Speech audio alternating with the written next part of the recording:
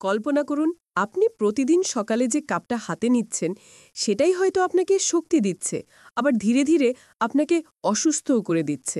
একই সাথে আশীর্বাদ আবার অভিশাপও। চা আর কফি, এই দুই পানীয় আমাদের জীবনের সাথে এতটাই জড়িয়ে গেছে যে অনেকে বলেই থাকেন, আমি কফি ছাড়া বাঁচতে পারি না। কিন্তু প্রশ্ন হলো, এই কফি বা চা আসলে শরীরের জন্য কতটা ভালো আর কতটা খারাপ? আজকের ভিডিওতে আমরা উন্মোচন করব সত্যি গল্প, যেখানে আছে বৈজ্ঞানিক তথ্য, আছে ভয়, আছে আশার আলো। শেষ পর্যন্ত থাকুন, কারণ আমি বলবো কোন সীমা পর্যন্ত এই পানীয়গুলো নিরাপদ, আর কোন এক্সপেরিমেন্ট করলে আপনি নিজেই বুঝতে পারবেন চা কফি আসলে আপনার বন্ধু নাকি শত্রু। বন্ধুরা, স্বাগতম। আজ আমরা কথা বলবো সবচেয়ে বেশি খাওয়া পানীয়র মধ্যে একটি নিয়ে। পানি বাদ দিলে বিশ্বের সবচেয়ে বেশি খাওয়া পানীয় হলো চা এবং কফি। কেউ এগুলোকে জীবন রক্ষাকারী শক্তির উৎস মনে করেন, আবার কেউ বলেন এগুলো ধীরে ধীরে শরীরকে ধ্বংস করছে। আজকের ভিডিওতে আমরা দুদিকই দেখব। আমরা শিখব চা কফির পেছনে লুকানো দিকজ্ঞান, কিভাবে এগুলো শরীরে কাজ করে, কোন সুবিধা আনতে পারে, কোন মারাত্মক ঝুঁকি তৈরি করতে পারে, আর শেষে পাবেন আপনার জন্য প্র্যাকটিক্যাল সমাধান। তাহলে চলুন শুরু করি। চ্যাপ্টার 1, ক্যাফিনের বিজ্ঞান। প্রথমেই বুঝে নেই চা কফির আসল ম্যাজিক্যাল উপাদান কি। ক্যাফেইন। ক্যাফেইন মস্তিষ্কে অ্যাডেনোসিন নামের এক রাসায়নিককে ব্লক করে। অ্যাডেনোসিন আমাদের ঘুম পেতে সাহায্য করে, কিন্তু ক্যাফেইন ঢুকে সেই জায়গা দখল করে নেয়।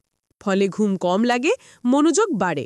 এই কারণেই সকালের কফি আমাদের চোখ খুলে দেয়। কেউ পড়াশুনো করার আগে, কেউ অফিস মিটিংয়ের আগে, আবার কেউ খেলাধুলার আগে কফি খান, শুধু এই এক কারণেই। কিন্তু সমস্যা হলো, যখন অ্যাডেনোসিন জমে যেতে থাকে তখন ক্যাফিনের প্রভাব কেটে গেলে শরীর একসাথে ঘুম, ক্লান্তি আর খিটখিটে মেজাজের ধাক্কা খায়। চ্যাপ্টার 2, স্বল্পমেয়াদী সুবিধা। চা কফির সুবিধা অস্বীকার করার উপায় নেই। এগুলো ফোকাস বাড়ায়, শরীরের এনার্জি কয়েক ঘন্টার জন্য বাড়িয়ে তোলে, এক্সারসাইজ বা গেমসে পারফরমেন্স উন্নত করে। কিছু গবেষণা তো বলেই যায় কফি পানকারীরা পরীক্ষায় বা রিয়াকশনে কিছুটা এগিয়ে থাকে।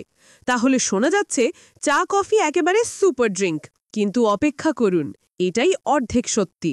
চ্যাপ্টার 3, দীর্ঘমেয়াদী গবেষণা। অনেক বড় বড় গবেষণা দেখিয়েছে মাঝারি পরিমাণ কফি বা চা দীর্ঘমেয়াদে আসলে উপকারও করতে পারে। কিছু ক্ষেত্রে হার্ট ডিজিজ, লিভারের অসুখ, এমনকি কিছু ধরনের ক্যান্সারের ঝুঁকি কিছুটা কমতেও দেখা গেছে। অবিশ্বাস্য শোনাচ্ছে, তাই না?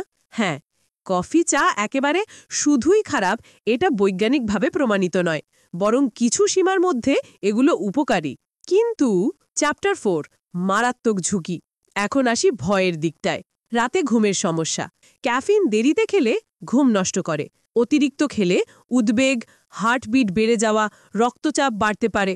গর্ভবতী মহিলাদের জন্য ক্যাফিন ঝুঁকিপূর্ণ। সীমা 200 মিলিগ্রামের বেশি হলে শিশুর ক্ষতি হতে পারে। আর আরেকটি বড় বিপদ হলো চিনি। অনেকে কফি বা চায়ে অতিরিক্ত চিনি খান, এতে পুরো উপকার নষ্ট হয়ে যায়, বরং ডায়াবেটিস ঝুঁকি বাড়ে। কিন্তু এখানেই শেষ নয়, আরও এক গোপন বিপদ আছে। চ্যাপ্টার 5, গোপন বিপদ। গরম পানীয় আর টি ব্যাগ। প্রথম বিপদ, খুব গরম পানীয়। 65 ডিগ্রি সেলসিয়াস বা তার বেশি গরম পান করলে খাদ্যনালীর ক্যান্সারের ঝুঁকি বাড়তে পারে। দ্বিতীয় বিপদ, টি ব্যাগ। কিছু প্লাস্টিক টি ব্যাগ থেকে 1 কাপ চায়ের মধ্যে লাখ লাখ মাইক্রোপ্লাস্টিক কণা চলে আসে। এগুলো শরীরে জমে দীর্ঘমেয়াদী ক্ষতি করতে পারে। ভাবুন তো, আপনি যে শান্তির জন্য 1 কাপ চা খাচ্ছেন, সেটা ভিতরে অদৃশ্য প্লাস্টিক ভরে দিচ্ছে। চ্যাপ্টার 6, নিরাপদ সীমা। তাহলে কতটা খাওয়া নিরাপদ? সাধারণ প্রাপ্তবয়স্কদের জন্য দিনে প্রায় 400 মিলিগ্রাম ক্যাফিন পর্যন্ত নিরাপদ, মানে গড়ে 3 থেকে 4 কাপ কফি। গর্ভবতী মহিলাদের জন্য দিনে সর্বোচ্চ 200 মিলিগ্রাম। আর কারো যদি ঘুমের সমস্যা থাকে, তবে বিকেল 4টের পর ক্যাফিন এড়ানোই ভালো। চ্যাপ্টার 7, স্বাস্থ্যকর কৌশল। এখন আসুন দেখি কিভাবে চা কফিকে স্বাস্থ্যবান রাখা যায়। খুব গরম করে খাবেন না। প্লাস্টিক টি ব্যাগ বাদ দিন। লুজ লিফ চা ব্যবহার করুন। চিনি যতটা সম্ভব কমান। সময় মেনে খান, সকালে বা দুপুরে। ডিক্যাফ কফিও বিকল্প হতে পারে। এবার আপনার জন্য একটা ছোট্ট চ্যালেঞ্জ। আগামী 2 সপ্তাহ আপনি নিজের উপর একটা পরীক্ষা করুন। প্রথম সপ্তাহে আগের মতো চা কফি খাবেন। দ্বিতীয় সপ্তাহে সীমিত পরিমাণ বা বিকল্পে যাবেন। তারপর খেয়াল করুন আপনার ঘুম, এনার্জি, মুড কেমন হলো। আপনিই বুঝবেন চা কফি আপনার জন্য বন্ধু নাকি শত্রু। চা আর কফি দুটোই আমাদের সংস্কৃতি, আমাদের দিন যাপনের অংশ। এগুলো না ভালো না খারাপ, বরং আপনার ব্যবহারই নির্ধারণ করে এরা কেমন হবে। মাঝে মধ্যে এক কাপ কফি আপনাকে প্রেরণা দিতে পারে, আবার সীমা না মানলে সেটাই আপনাকে অসুস্থ করে তুলতে পারে। এখন সিদ্ধান্ত আপনার হাতে। তাহলে বন্ধুরা, যদি ভিডিওটা ভালো লাগে তাহলে লাইক দিন, আপনার বন্ধুদের সাথে শেয়ার করুন, কমেন্টে লিখুন আপনি দিনে কত কাপ চা বা কফি খান।